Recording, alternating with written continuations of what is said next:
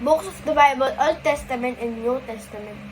Genesis, Exodus, Leviticus, Numbers, Deuteronomy, Joshua, Judges, Ruth, 1st and 2nd Samuel, 1st and 2nd Kings, 1st and 2nd Chronicles, Ezra, Nehemiah, Esther, Job, and Psalms, Proverbs, Ecclesiastes, Song of Solomon, Isaiah, Jeremiah, Lamentations, Ezekiel, Daniel, Hosea, Joel, Amos, Obadiah, Jonah, Micah, Nahum, Habakkuk, and Zephaniah, Haggai, Zechariah, and Malachi.